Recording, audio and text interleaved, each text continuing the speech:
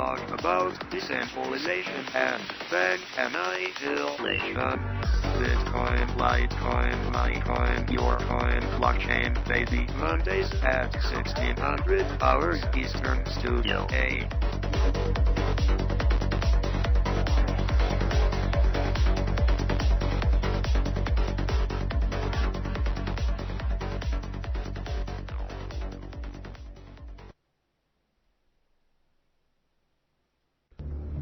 Deep understanding must arise during these times of unparalleled deceit. A view into the depths of society upon which this country has fallen, a storm brews upon the horizon. It's been said that those that have the eyes to see and the ears to hear will play a paramount role in the furthering of humanity and civilized society. But can civilized society and humanity survive the coming conflicts not seen since a dawn of time in ages bypast? But you can find true forms of information and knowledge in abundance at revolution.radio, freedomslips.com, the #1 listener-supported radio station on the globe. Stand upon the right side of history. General Holder, you've got to get us out of here now! I won't let you down. I won't let you down, son. Revolution. The opinions expressed on this radio station, its programs, and its website by the hosts, guests, and call-in listeners or chatters are solely the opinions of the original source who expressed them. They do not necessarily represent the opinions of Revolution Radio and freedomslips.com, its staff, or affiliates. You're listening to Revolution Radio, freedomslips.com, 100% listener-supported radio, and now we return you to your host.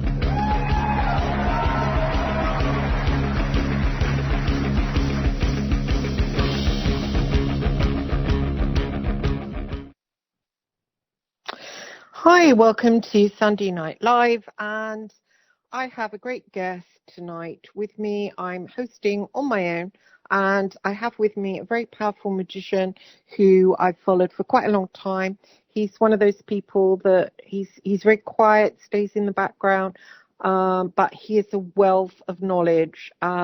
He should push himself forward, but doesn't, and so I'm really glad to have him on tonight.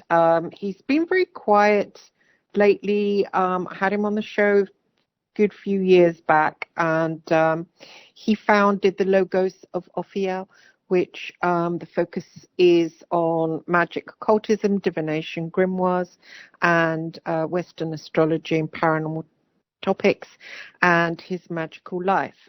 He's extremely well read. So tonight we're going to look at the different systems of magic and focus on spiritism. Robert, welcome to the show. Oh, hello there. Just in advance, I would like to apologize if it cuts out because my internet isn't great. Oh, that's fine. Where are you right now, Robert? What parts of America? I am in Terre Haute, Indiana.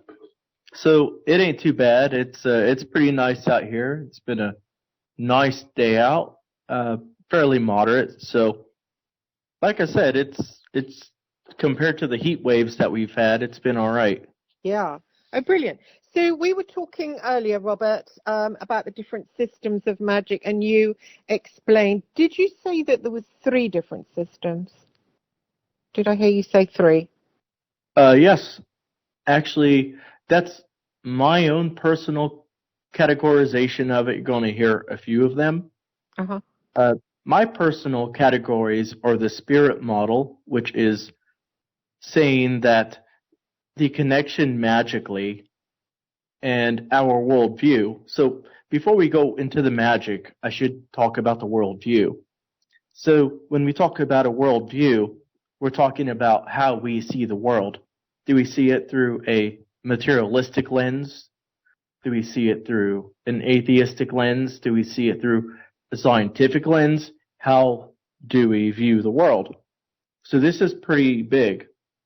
So these models of magic reflect a worldview that we work with. So we have three working models of magic. The energy model, the psychological model, and the spirit model. The energy model, it's used in two ways. More of saying magic is this scientific energy, and more of the opposite of a metaphysical model, which an energy is just a vague word used to describe how we feel or those different emotions we get from something, or just a feeling we can't describe or can describe and such. So then we have the psychological model, which is self-explanatory. This is where you look into the mind, and rather than saying, okay, spirits are real, this is all in my head, this is a metaphor, this is a lesson, is in me, and there really isn't much of a energy to work with outside of me, because it's what I do. It's like the self-help model almost. That's it. Yeah, it's almost like self-help. That's what a lot of occultism has turned to. Then we have the spirit model, which says, okay, now these spirits are real and they exist, meaning that this is seen in the ancient worldview. This is seen in a lot of third world countries. We see it 500 years ago, and this is the oldest model of magic. So when we read about angels, we're not reading about an energy. We're reading about angels in a grimoire. Or when you read the PGM, they didn't write about energies. They didn't write about these gods being in your head and being a part of the brain. The Greek magical papyri specifically talks about these gods as if they are real right there in your presence or somewhere out there in the world. So those are the three primary ones: the energy, psychological, and the spirit model. Interesting. So if we wanted to follow the spirit model, which is what most of the listeners are interested in, do you think, where do you start if you're a complete beginner? This is an interesting question, because whenever you go into occultism, there probably isn't a lot of great ways to begin, if we are to be truthful, because with the spirit model, one of the prerequisites you have to work with is you have to believe that these spirits exist. If you don't believe that, it's not going to work for you. Yeah. So, if we look at religion, that's a way to start, an entry-level point.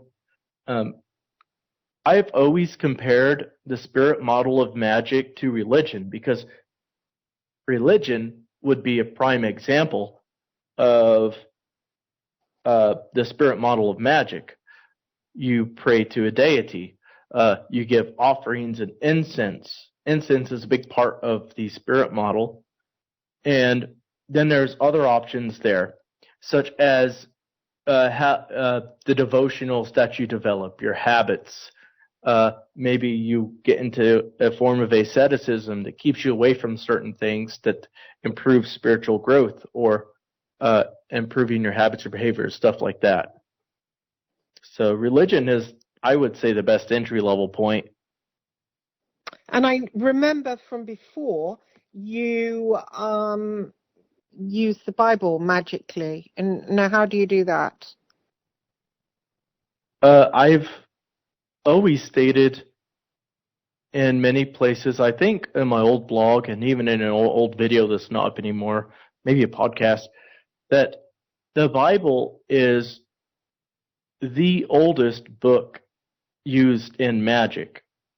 And this is because, and now when I say this, I'm not saying this in a way that's superior, that the Bible is superior. I'm meaning this in a way that the Bible has been the most adapted book to magic when we go through the grimoires. We see the Psalms being used. When we go through books like the Book of Melon, we see the different verses from the Bible are used to heal certain things. And it's the belief that the Bible, especially after the burning of the Second Temple, and after Jews lost their home in the temple, now they had to express themselves to God in a form of writing, which they did after 70 AD. So Judaism no longer became a religion of the temple with scripture to assist them. Now Judaism transformed into a religion of the book. And so did Christianity. It turned into a religion of the book. Actually, after 70 AD, it was almost a prerequisite for some religions to go to a religion of the book. And even at that point, a lot of people couldn't read. So when we look at magic with the Bible and how it's been used over the past 2,000 years, and even a little longer than that, what we find is it being a tool that are the inspired words of God that are believed to be divine and to help the magician advance and grow. And not to just advance and grow, but if it's the inspired word of God, it would have magical effects. So let's say you would like to have some peace in your life and you want to get away from enemies, you would recite Psalm 23. Or if you would like to purify yourself, you can use Psalm 15, Psalm 51. Wash me with hyssop and I shall be cleansed. Wash me and I shall be whiter than snow. So I think it's important to look at the Bible in the context of and we have to cover this too, because magic was an extension of religion. Magic wasn't a separate entity. So let's look at religion, right? Religion served the basis of magic. That's what I'm trying to say. A lot of people separated magic from religion after the age of enlightenment, after society, especially in the West, started to divorce religion from magic and religion from science. So this is a fairly new innovation to separate magic from religion. So magic and religion were so tied, that's how using the Bible worked, because you would read the Bible, you'd have a gnosis through that Bible, or something you learned from a preacher or a priest or a pastor, or just something you just noticed, and you would use that line or that verse to apply to that specific circumstance. Right, interesting. Yeah, I think I sent you the Psalm Magic I did when I was made homeless back in 2 years ago, and I prayed. I think one of it actually was Psalm 51, and maybe not, but definitely there was Psalm 23, and definitely there was, I think, maybe 70 something and 90 something, and a lot of it was calling out to Yahweh. And I went out to the park and I really prayed it, and I really called out to Yahweh, and I really felt the Psalms. And I just felt as if there was this creature suddenly coming to life, and suddenly, I could feel this creature. And that was exciting in itself, enough to feel that, to feel something massive answering. But then to actually find myself helped, was amazing. I mean, a friend said, you can't just ask for somewhere to live, describe what you want. And I said, well, I'd like somewhere near my son's school. I'd like it to be surrounded by trees. I'd like a big bathroom. I'd like wood throughout. I'd like neighbors that like me but keep their distance, and all these things. And I was shown this flat, and it had all of those things. It was quite a miracle, actually. Yeah, and that's wonderful. And I really think it's great that you did that because it really emphasizes how powerful this stuff is. I mean, you have different kinds of magic, but psalm magic and biblical magic are so powerful. Even a woman of your career, of your astute career, working as a journalist in your early years, and coming now, and even to reaching a point of homelessness and overcoming that is absolutely amazing because, especially through the means of magic, because there's a lot of people who reach a height in their career and they can never recover again, or they're reliant in less fortunate ways. And I think it's wonderful and powerful that you use that because it shows the results. And that's what this is about. One could say that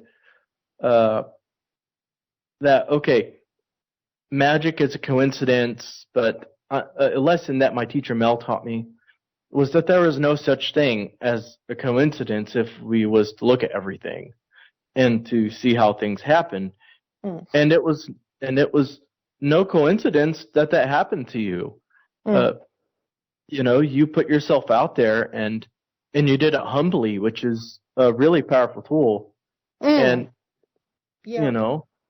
Well, yeah. I mean, I was just at the end of my tether because I literally, had nowhere to go. I couldn't, I'd been unemployed and I, was in rented. The guy, I had the no fault eviction and I just thought I can't do anything. And I was literally grounded and I would wake up every day in total terror and I just literally couldn't do anything. And I was in a magic chat room, Messenger, and somebody said, oh, you should try this. And they even put in a little space where it had the space to ask what you want, that a woman from housing would help me. And I just couldn't even think for myself. So I just read out what they had said. And then my friend said, add details. So I did. And it was actually the woman from housing that helped me, that helped me get here and showed it to me. And I couldn't believe it, that it was everything that, it's literally in the middle of trees and surrounded by trees and in my son's school and, the wooden floors and everything. And I think it was that I had got very much to the bottom and I was very self-reliant in my career and, leaned on myself. But really, it was spirit that helped me quite a lot. But I got to the point where I'd become reliant on money and I needed a certain amount of money in the bank. And, I didn't really lean on spirit anymore. I just thought about, I had to do this with finances and that, and I wasn't keeping in the faith. And I think that happening to me pushed me back into a position where I feel that nothing can touch me because I'll always have God, Mm-hmm.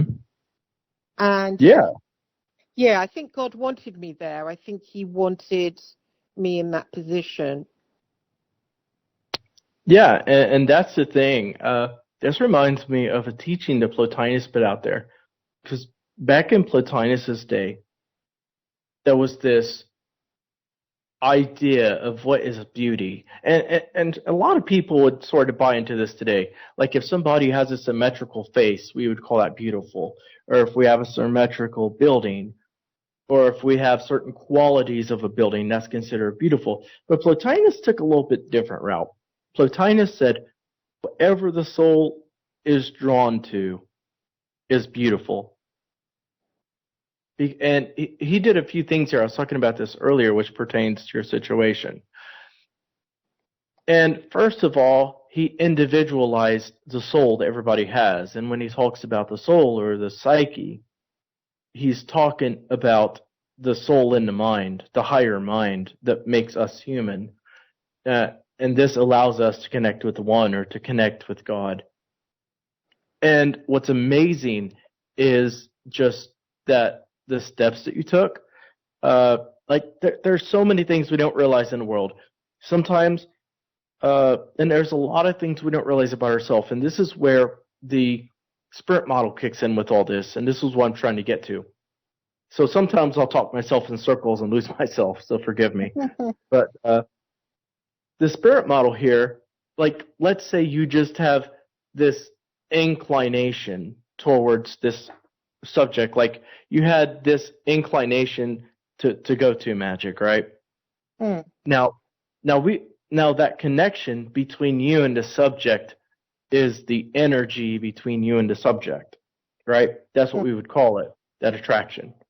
So in the spirit model, it wouldn't denounce the presence of that energy between you and the subject, but it would take it a step further to say that the governing spirit of that particular thing was calling out to you, right? It's like animism in a sense at least, right? Mm. And that's where the beauty is. And imagine just like all these tendencies and stuff from spirits that are just reaching out to you and you just don't realize it. Or they're trying to draw you one way or the other. And this is where we need to take a step back and we need to think about what is calling us. Is this for our own good? And this is where I do go into other stuff like meditation, because we need to discern, is this thing I'm coming to? There's this thing I'm interested in. Does it match my goals? Does it match my needs? Does this match where I want to go? And that's the main thing. This is the hardest thing, is we have to be in the present and see where we are. We can't look 10 years back. We can't look too far ahead, because we can set the goals there, but it doesn't mean we're there yet. So we always have to kind of remain focused on the now. And is this, like in your case, what drew you to your success was you felt the energy in the online forum or the chat or whatever you was on, and spirit was calling you there. God was calling you there. And you're right about relying on spirit, relying on God. See, God is the one spirit, and in the great chain of being, like, he is the top of the chain. Yeah. So, he was calling you there and you listened.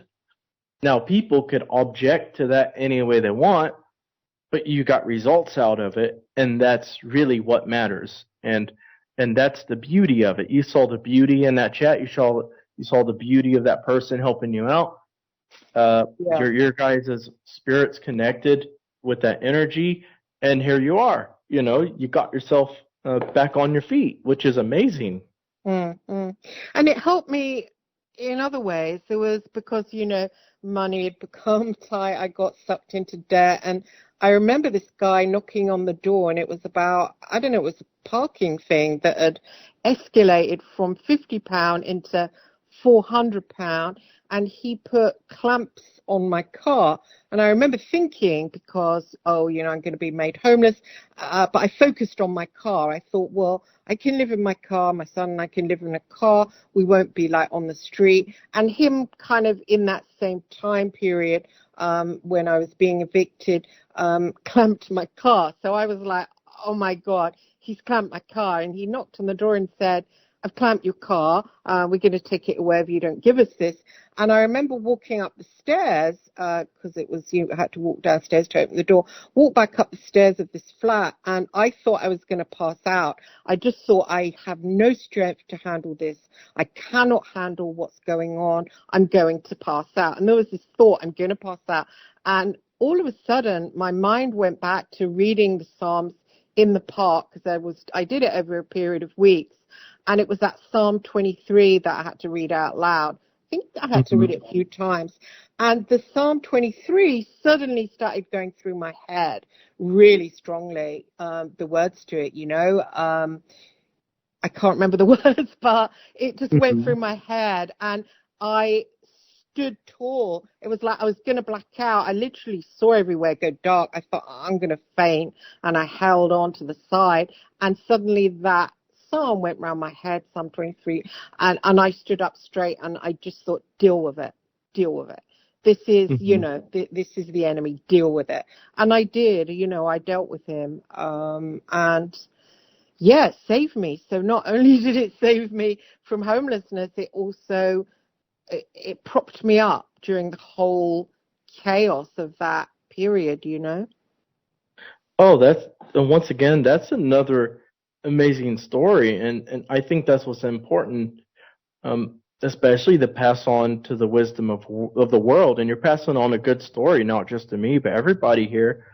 And it shows the power of not just uh, spirits, but the power of faith as well.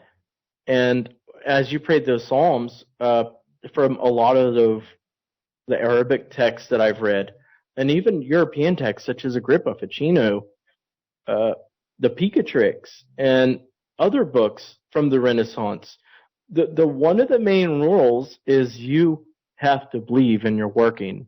Now, I'm not saying belief alone is going to do what it takes, but it depends on what that you put that belief in. But when you put your belief in the one, or uh, put your belief in God, and when you put your faith there, it's going to work.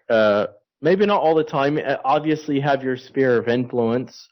You have other factors working there. But if it's reasonable, sometimes even if it's unreasonable, God will make that work. Hmm. And I you know, think it was a saying it out loud. I mean, the girl, I don't even know if it was a girl or boy who helped me. I don't know who they were. But I tried to find them after and I couldn't track them down. But they said you've got to shout it out loud. So I would literally drive up to the park, say to my son, look, I'm going to walk over there. I'm going to have to say these out loud. Don't think I'm crazy.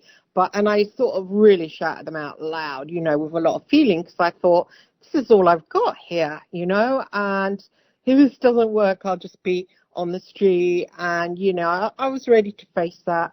And so I was shouting it loudly. And, they must have such power in them. It was like when I was because I didn't know what the hell they were, but as I was reading them, there was crying out to Yahweh in a lot of them.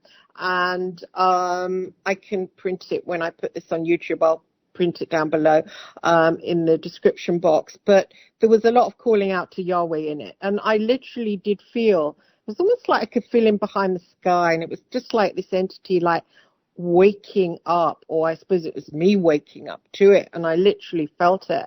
And I did after, when we came here, I did think, what was that? Who was that God? And, clearly it's the God of the Old Testament. I did try and hunt him down in other scripts, and, I've had a few people on the show who said, oh, that's a storm god, a Canaanite storm god. And I've tried to find him, and mhm.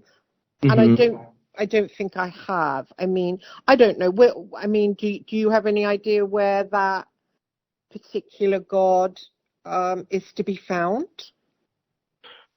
uh, I would say my worldview is a little bit different in this, and my theology is a little bit different. Uh-huh. Uh, it goes all the way back to Plato, to the Bible, and I think it goes back to the one, to the Creator. Right. Yeah. So when we look through Pythagoreanism, what we find is this idea that there has to be a singular first in order for there to be a plurality. Now, there has to be a beginning. And I think that both Aristotle and St. Thomas Aquinas do a wonderful job pointing this out.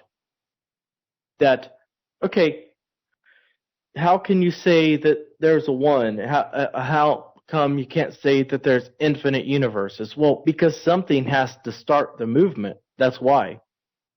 Something has to start it, right? And this is what Aristotle said. This is what St. Thomas Aquinas said.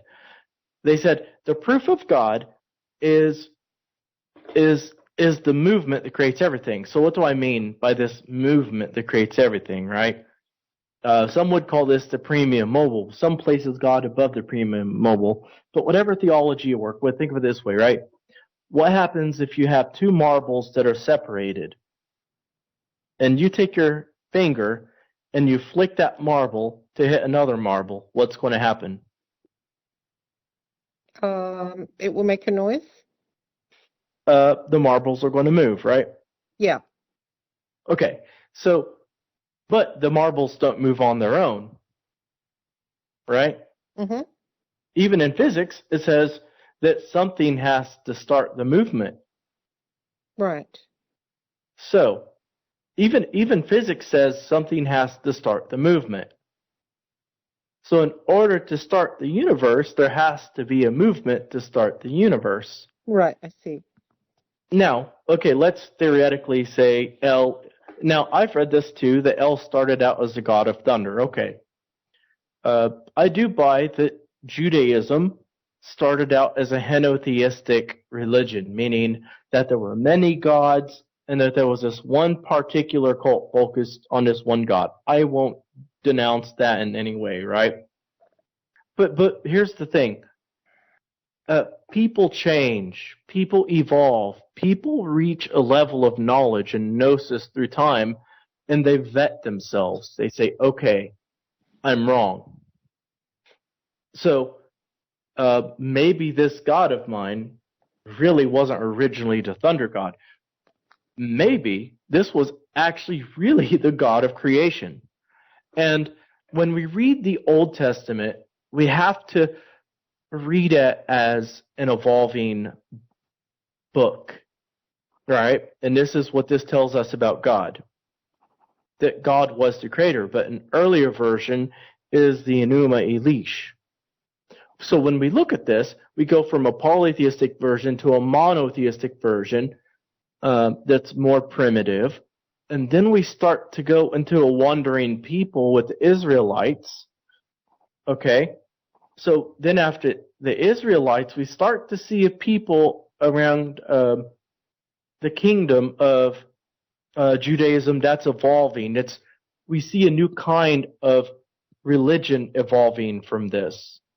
So right after that, we have the Babylonian. The Babylonians capture the if you want to call them the Israelites, right? The kingdom of Judah and such. And then we have another religion over here. We have a religion that's changed again. We have a changing people again.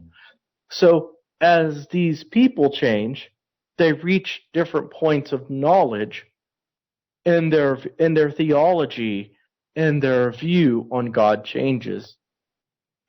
Now, it doesn't mean that this God, El, was or wasn't the thunder god. Maybe he was the creator god.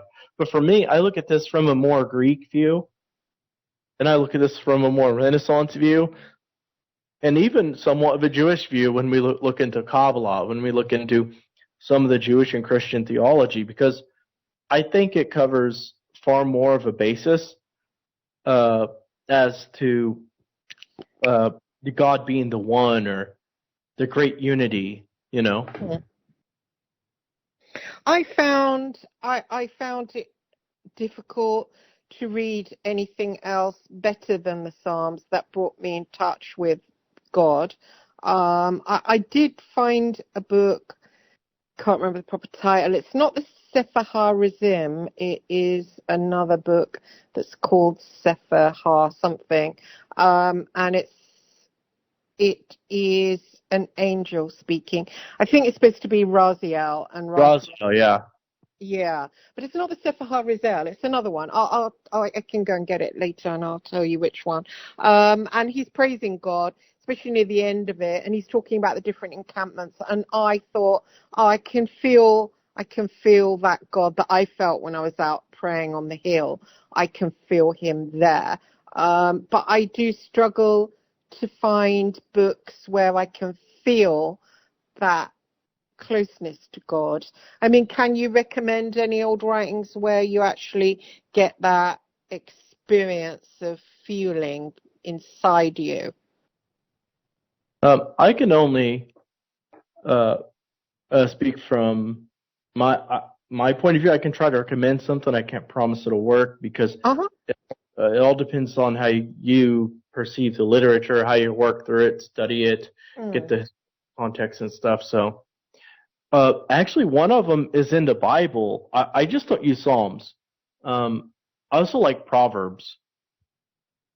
All right. Proverbs is absolutely amazing. It gets a little weird at times because it gets specific in little areas. Right. But there's so much wisdom in Proverbs. I would also recommend the Greek literature as well. You know, the Pythagorean library. It's a great, wonderful book because the Greeks took a very different approach to God. I mean, even in the Renaissance, they just didn't say Plato. They took Plato's name to another level. They said divine Plato. So the books of Plato will help you make that connection with the Timaeus. The Timaeus covers the cosmology and creation of the world. And then we have the Enneads. I love the Enneads. It's one of my favorite books. It might be a little bit hard to get through the Neoplagan jargon. You'd have to study that a little bit. Mm-hmm. But in the Enneads, it's absolutely wonderful because he goes into the one and he focuses on how to ascend to the one. And it's probably the oldest manual that we know of in the Greek-speaking philosophical world. It's really good. And then we have, I would also recommend Hermeticism. It's really good. The Hermetica. And then you can look into the Apocrypha with books like Tobit, where God sends Raphael and Raphael literally teaches Tobit magic. No joke. And and it's to get rid of the demon that's giving his future wife grief, because every time she marries somebody, the demon goes away. There's other books I can recommend, but those would be the starting points, because with the way the Greeks approached God was a little different. They just didn't approach by faith or devotion. They said, we are going to vet these ideas, we're going to test them, and we're going to apply mathematics, philosophy, we're going to apply rhetoric, and we're going to see where that takes us. And they saw where this took them, especially with the pre-Socratics, or a lot of the pre-Socratics, and this led them to a singular source, to God.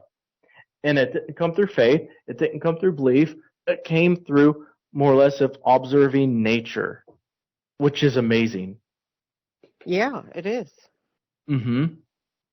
And I think when you have, I was reading this old catechism that's before the Catholic Church catechism now, and I could tell something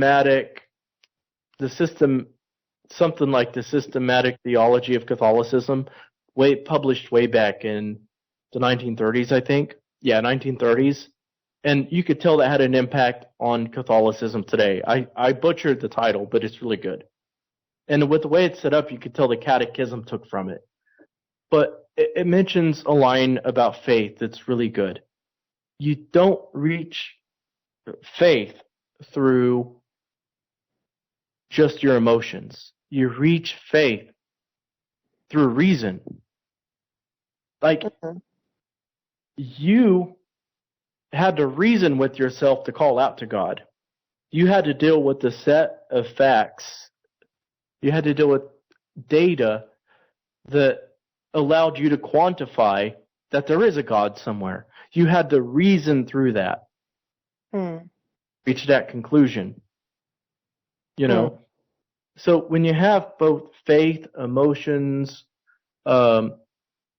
reason, rational thought and actions all together rolled into this faith in God, I mean, you're pretty much fully armed.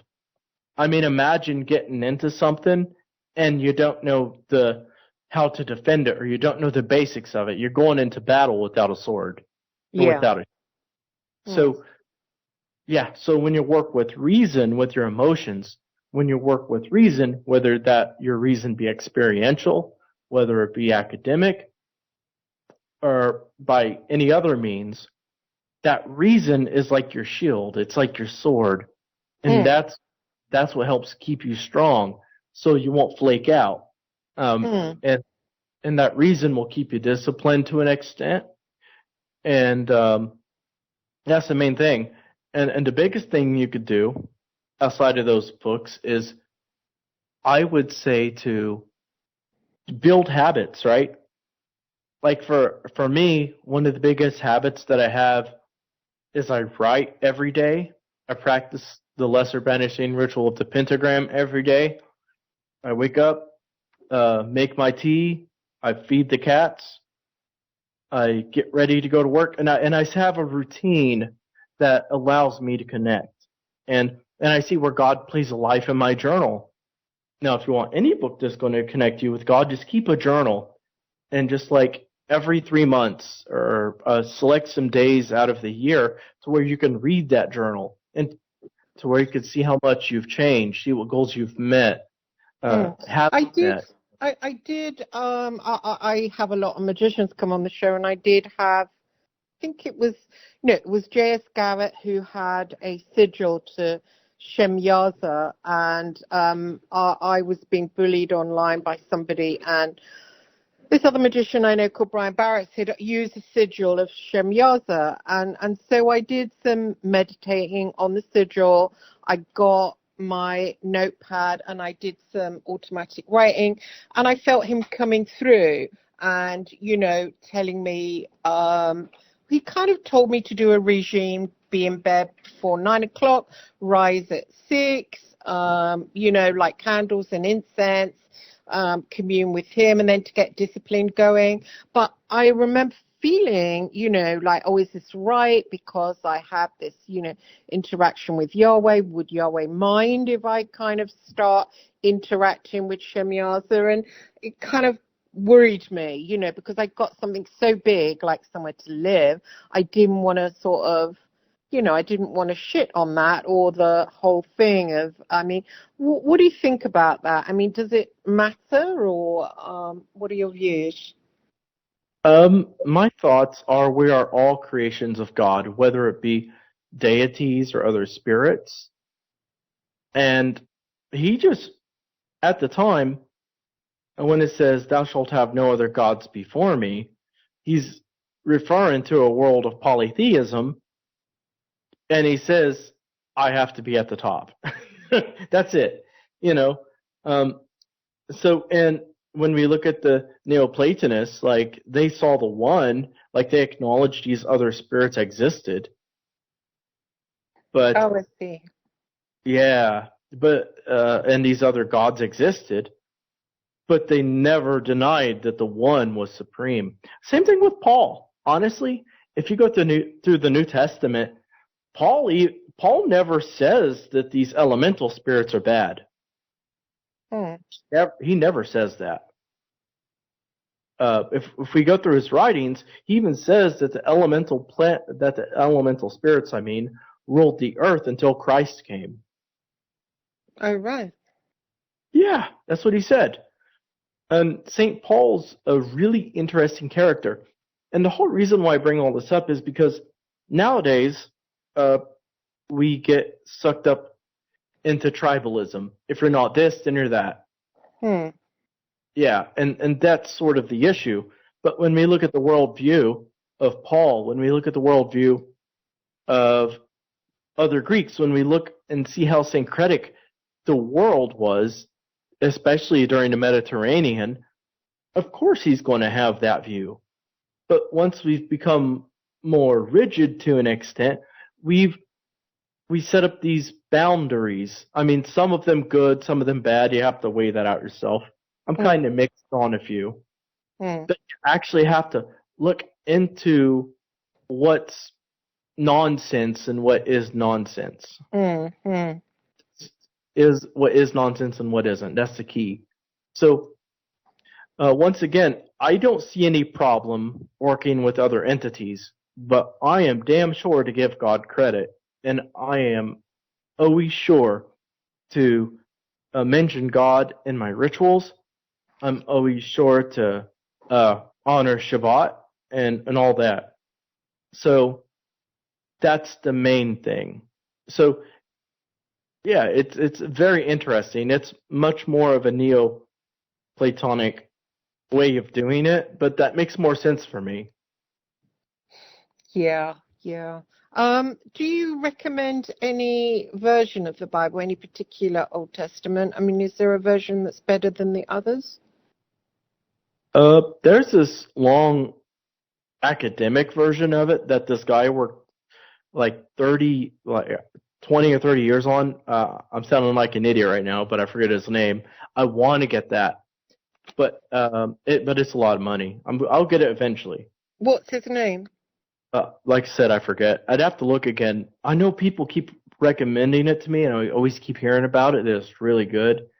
I just haven't gotten it, but I know it's good because it came from years of scholarship to translate. Right. So right. I can send you that after a show. Oh, But okay. Cool. but my favorite versions of the Bible, of the Old Testament, there's two Bibles I really like. One is the RSVCE, that is the Revised Standard Version, Catholic edition, because you get the Apocrypha. And I just love that version so much because what that version does, not only do you get the Apocrypha, but you get a really good translation. Even the biblical scholar Bart Ehrman uses the RSV version. So the other version I love that comes with wonderful footnotes is the NET version, the New English Translation. That has some of the best scholarship I've seen. Like you can have a little paragraph of a psalm, and then you have text filling up like 5/8 of the page just around that one paragraph. Wow. Just that one paragraph. It's really good. And it goes into the biblical scholarship.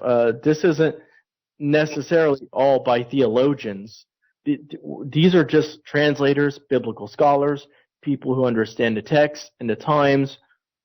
So they're not focusing so much on the theology. They're focusing on the text itself, which is a good advantage. Yeah. Some versions aren't great at all, you know. And I always like to get my Bibles in big writing rather than teensy tiny. I think it puts people off picking it up if it's so tiny. Oh yeah, and plus, if you get the Old Testament and New Testament together, and even in tiny writing, like that's 3,000 pages. Yeah.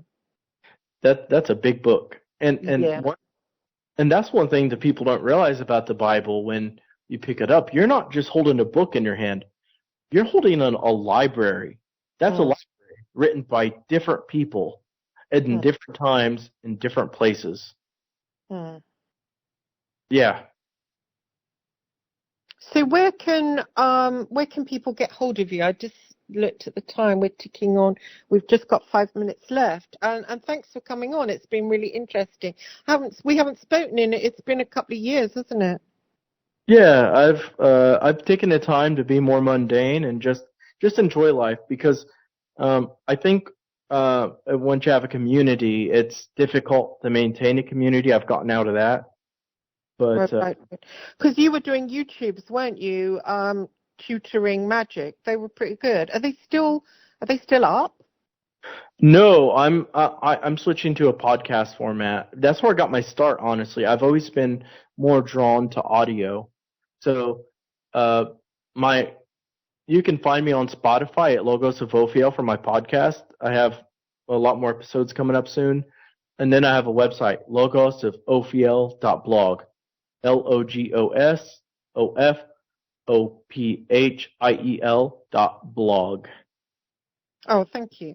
I liked your YouTube though. I mean, did you just crash it down? Because you were around when Clint.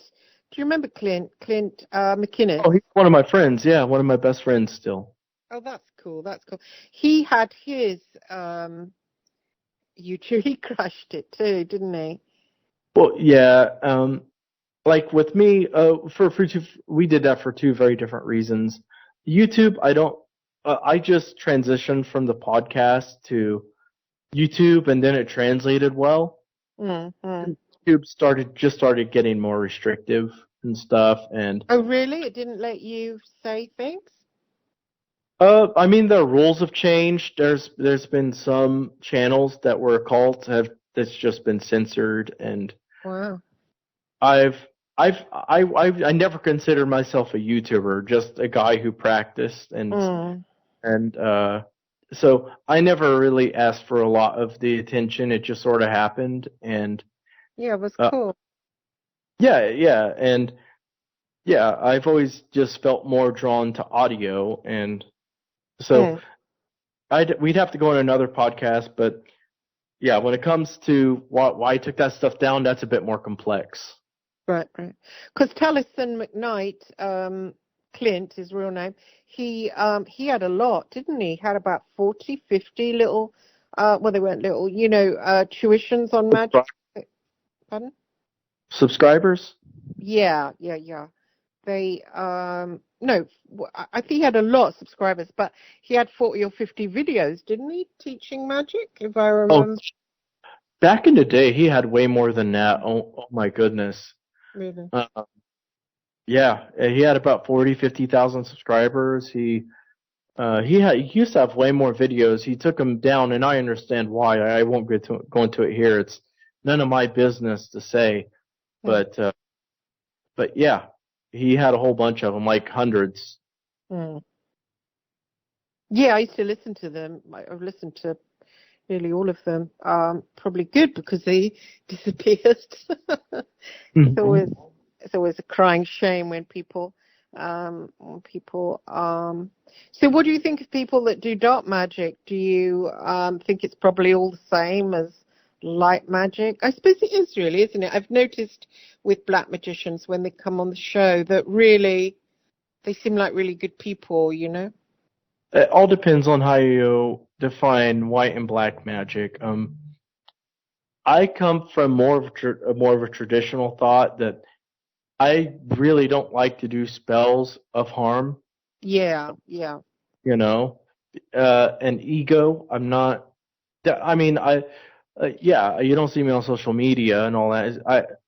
I don't do spells for ego. Like when I went on YouTube and made my early podcast, I didn't ask for subscribers or any of that. I just wanted to share my experiences, and it just happened.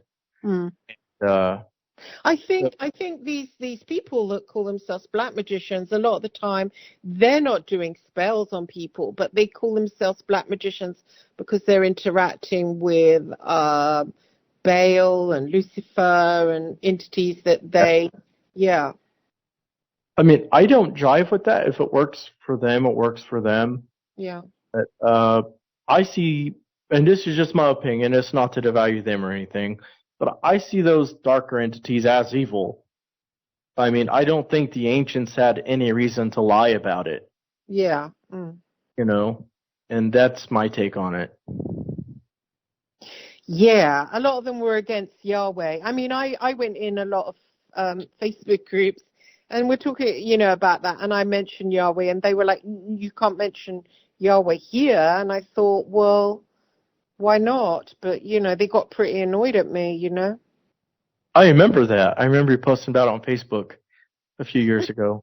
Yes, they kicked me out. I got kicked out. I remember, yeah. But I thought that's a bit silly. I mean, why not just let's have a discussion, I mean, I just wondered what their feelings were. Did they hate Yahweh because, or El Elyon because the entities, that they were working with also, I just wondered what their thoughts were on the matter. Yeah, I think a lot of people rebel against that stuff because they for a few reasons, and there's way more that I probably won't mention here because everyone's different. One is a rebellion against the institution. Yeah. Another is a rebellion against the family to hurt them, who end up being hypocrites, Yes. or someone who gave them a bad experience. Yeah. Or maybe they're a simple contrarian, and they just want to be contrary. Or maybe they're just edgy, or maybe, or maybe they don't understand biblical literature. Maybe they don't understand the academic areas they should to see the full context. And then they draw emotional conclusions on that. And there's all sorts of reasons why people have that. And in the occult sphere, I find most of it is just edgelords or just angry people. Yeah, and I think as well, I mean, I grew up with people, they were Catholic, and they were very abusive. And I used to think, well, they've got Jesus, they've got God, and so I'll go to the other side, But, I mean, I didn't do anything about it, but I just thought, I saw myself as goth and dark. But thinking, going back to them, they most certainly don't have God. And really, they're atheists. I mean, they really don't have God in their heart. They were just dead people, So in a way, they were working against God, and they were Satanists. They didn't come out and dress in black and burn candles and chant Lucifer's name, but they were certainly 100% gold-plated Satanists, Oh, yeah. I'll never forget what I think his name was Father Larry Richards. Because there really are some devout people out there to God. And I love what, even though he uses pagan in a negative context and lewd way, I don't necessarily approve of that, but he says that if you cannot pray to God for 5 minutes, you're just a pagan. And it's true. I love that. We're going to have to end on that, but what a great quote. Thank you so much for coming on, Robert, and hope to see you back again soon. Yeah. Thank you. And thank you guys for listening, and thank you for Revolution Radio for having me, and see you next Sunday Night Live. Have a good week.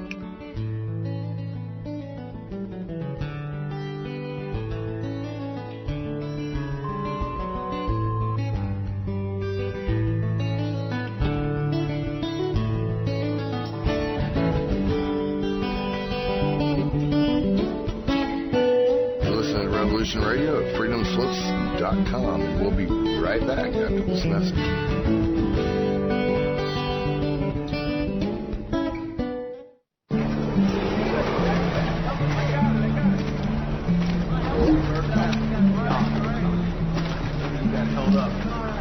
Still out there? You're going back in? There's still men out there. God damn.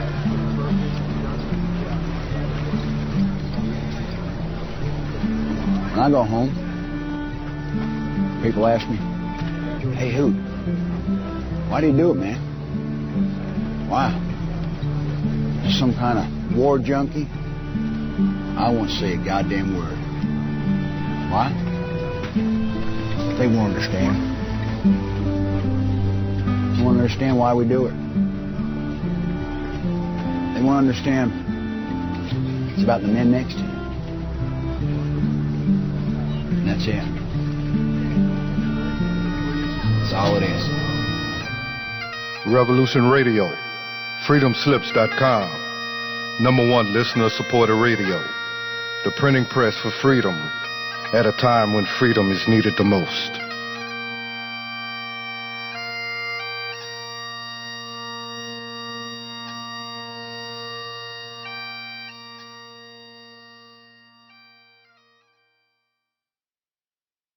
I am Bill Johnson. Some consider my efforts to be an underground law school. I am not an attorney, and I do not give legal advice. I teach. That's lawful and legal. Consider yourself served. You are to appear Wednesday nights, 10 p.m. Eastern, Studio A. My forte? Foreclosure and contract law. Grab your legal pad and pen. Learn a broad spectrum of law spanning administrative, criminal,